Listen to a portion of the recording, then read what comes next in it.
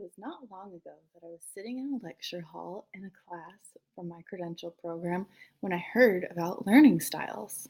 You have your auditory, visual, kinesthetic learners, and as teachers, it's our responsibility to cater to each one of those.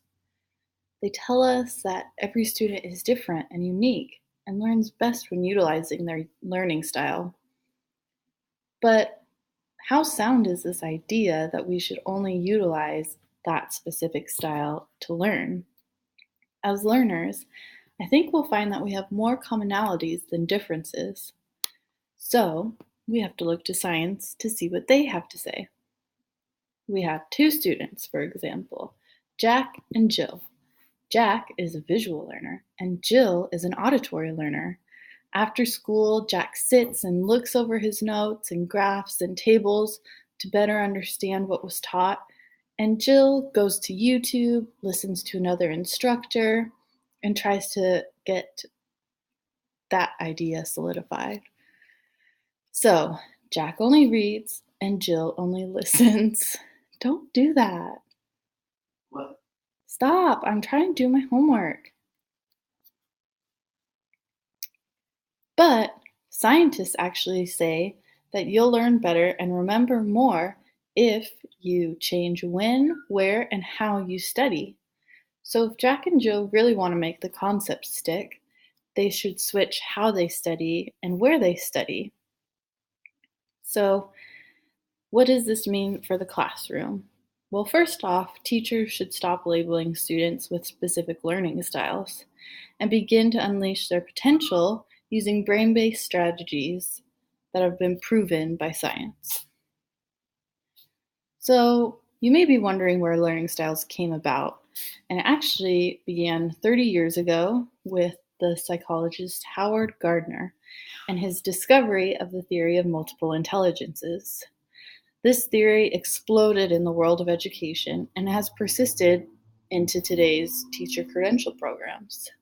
But research doesn't support this theory at all. There's no empirical studies, no scientific methods that have proven that you actually learn best when only using your particular learning style. So, this approach encourages teaching to students' intellectual strengths rather than their weaknesses. But students need to learn how to correct and compensate for their shortcomings rather and not avoid them. So, research has also found that kids learn better when they're presented information in a way that takes them out of their comfort zone. Real learning can be hard and uncomfortable.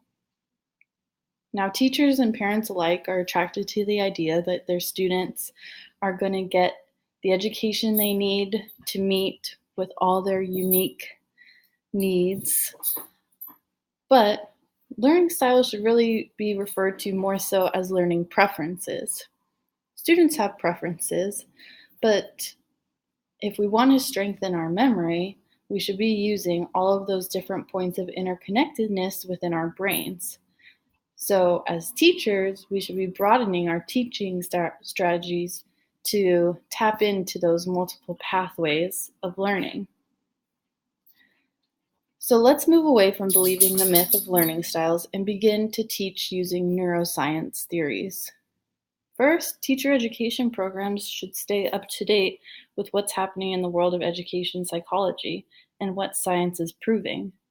And educators also need to be aware of the tendency that they have to do the same thing the same way and really work against that and work to progress with science and research about how students learn.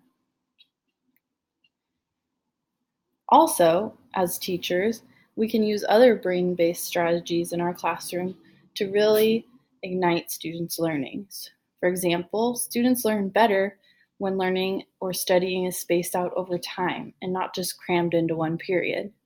Concepts can be developed and built over the course of an entire semester or unit, or even the year if you have it, and students will learn, remember, and apply them better in your subject area. We can also present ideas in a variety of ways to improve the attention and retention of information for all students. So this approach also incorporates the theory of interleaving. So it's giving you different information, old and new, and keeps the brain ready for surprises and ready to discriminate what has been presented to it. So that's just the beginning of how you can vary your techniques.